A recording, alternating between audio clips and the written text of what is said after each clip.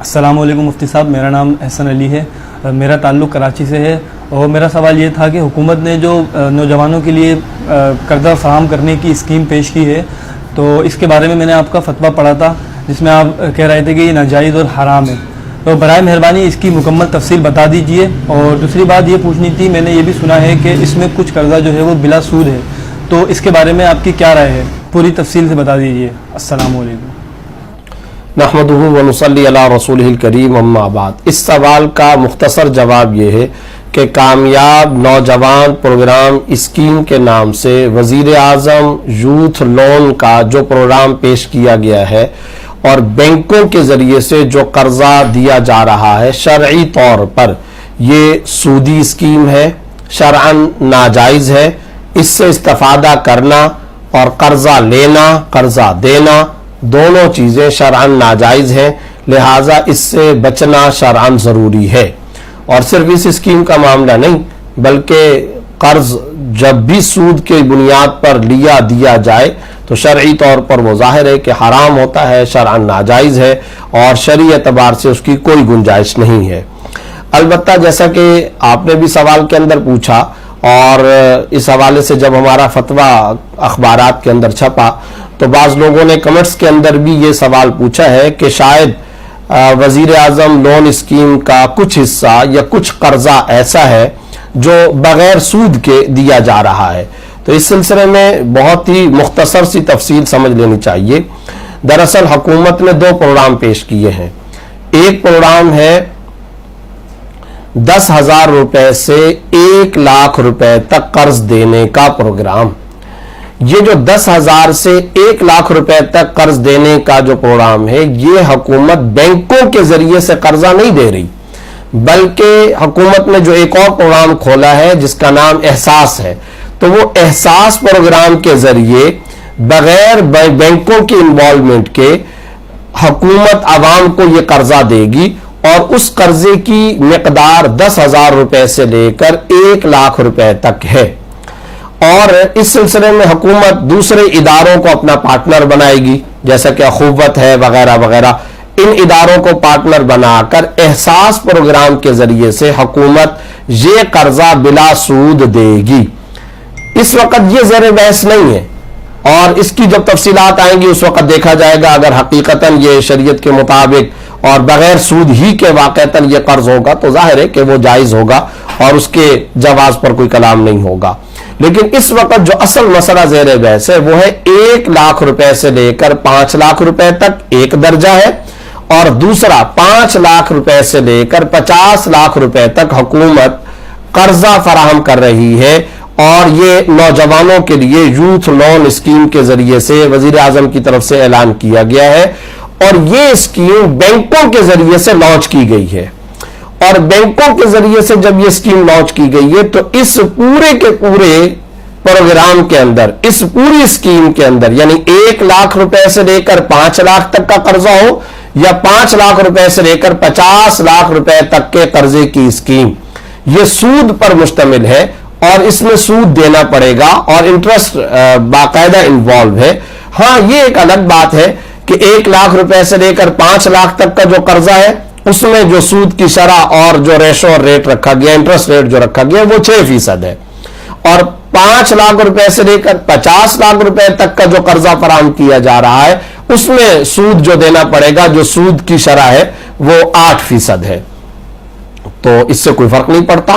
چاہے سود کم لیا جا رہا ہو یا سود زیادہ لیا جا رہا ہو، اس سے تو شرعاً کوئی فرق نہیں پڑتا۔ 1 درہم 1 روپیہ بھی اگر سود لیا جائے اور وہ مشروط ہو تو ظاہر ہے کہ وہ شرعاً حرام ہے اور وہ ناجائز ہے، اور اس کے ناجائز اور حرام ہونے میں کسی مسلک کا کوئی ڈیفرنس آف اوپینین نہیں۔ تمام کے تمام مسالک کے نزدیک یہ سودی اسکیم ہے جو بینکوں کے ذریعے سے لانچ کی گئی ہے، جس کے 2 درجے ہیں، 1 لاکھ سے لے کر 5 لاکھ تک، 5 لاکھ سے لے کر 50 لاکھ تک قرضہ فراہم کرنے کی جو اسکیم ہے وزیر اعظم یوتھ لون کے نام سے، جو بینکوں کے ذریعے سے لانچ کی گئی، یہ تمام مسالک اور تمام مکاتب فکر کے نزدیک یہ سودی اسکیم اور شرعاً ناجائز ہے، لہذا اس سے بچنا ضروری ہے۔ یہاں 1-2 باتیں اور بھی سمجھ لینی چاہیے، اور وہ یہ ہے کہ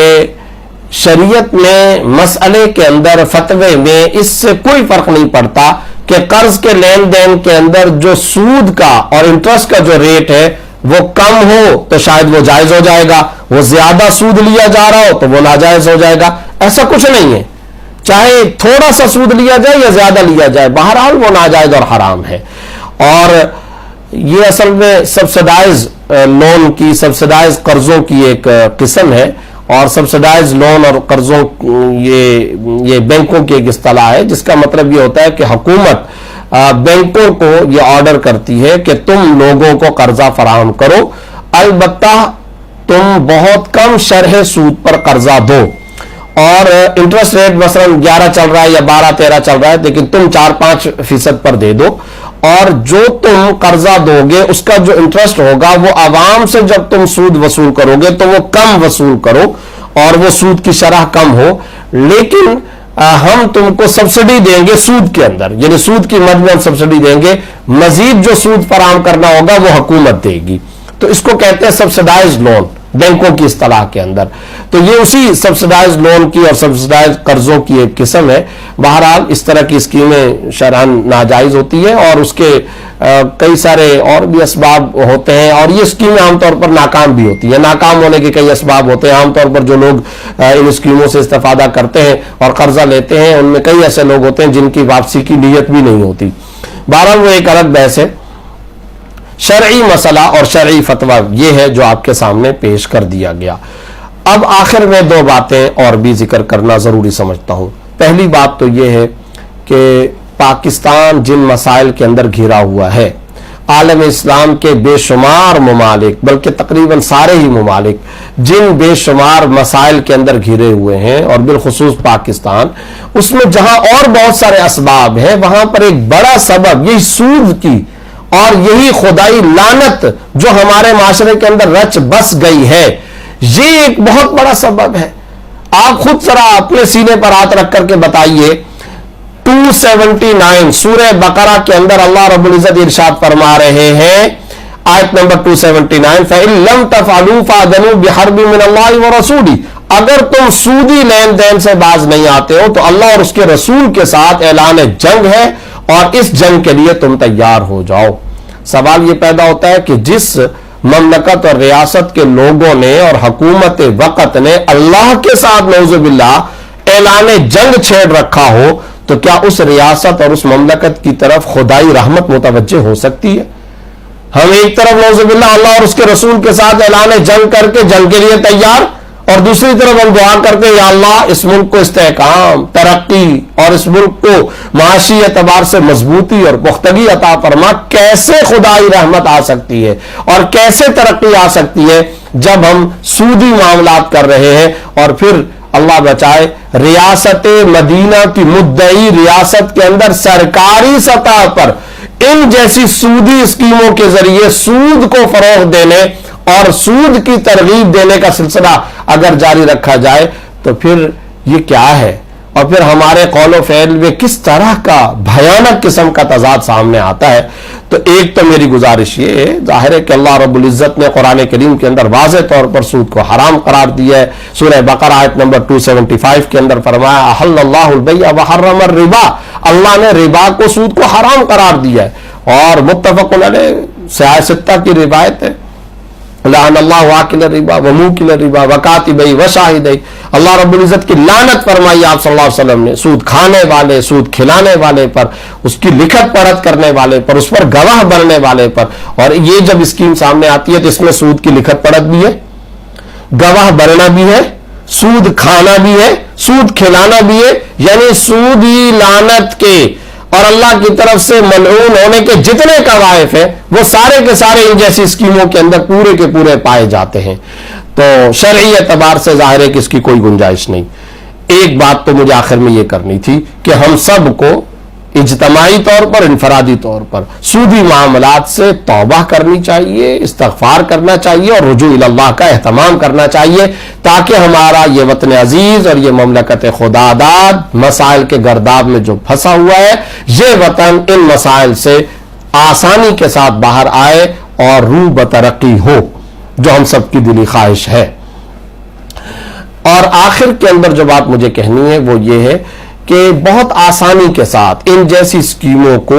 غیر سودی بنایا جا سکتا ہے، اور اسلامی بینکوں کی معلومات رکھنے والے اور جو اہل فتویٰ ہیں یا جو اہل علم و دانش ہیں وہ آسانی کے ساتھ یہ اسکیمیں بنا سکتے ہیں اور حکومت کو باقاعدہ ایڈوائز کر سکتے ہیں۔ تو ہم سب کا یہ مطالبہ ہے اس وقت، بلکہ صورتحال یہ کہ تقریباً کوئی 20 کے قریب بلکہ اس سے بھی شاید زیادہ بینک ہیں جو کنونشنل بینک ہیں، سودی بینک ہیں، لیکن وہ اسلامی بینکنگ بھی کر رہے ہیں۔ تو وہ جو 20 22 25 بینک ہیں ان کا جب اسلامائزیشن کا ایک سلسلہ چل رہا ہے یا ان کے ہاں باقاعدہ ایک اسلامک ونڈو ہے تو ان کو بھی اس کی اجازت دینی چاہیے اور ان کے ذریعے سے اس اسکیم کو غیر سودی بنانا چاہیے، اور اس کے لیے ہم تیار ہیں اور اس کا ہم پورے کا پورا ڈھانچہ اور سٹرکچر اور طریقہ کار بنا کر کے دینے کے لیے تیار ہیں، تاکہ سارے کے سارے بینک پھر یہ قرضہ فراہم کریں عوام کو۔ سودی بینک جو ہے وہ بھی، کنونشنل بینک، غیر سودی بینک، اسلامی بینک، سارے کے سارے، شرط یہ ہے کہ اس کو باقاعدہ غیر سودی اسکیم کے اندر ڈھالا جائے، شرعی طریقہ کار کے مطابق اس کو ڈیزائن کیا جائے، اور شرعی طریقہ کار کے مطابق ڈیزائن کر کے دینے کے لیے ہم تیار ہیں، ہمیں کسی قسم کا کوئی اعتراض نہیں ہے۔ لیکن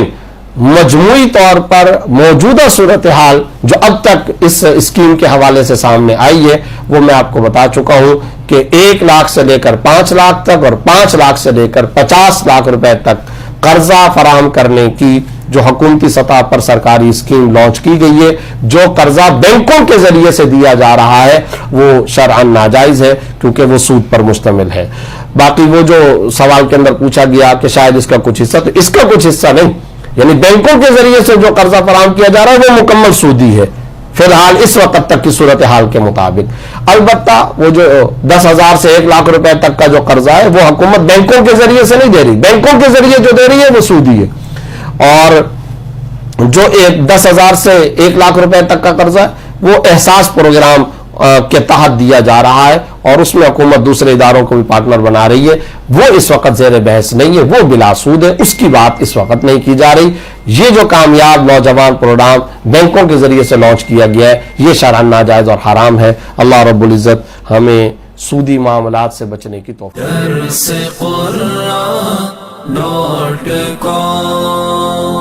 www.darsequran.com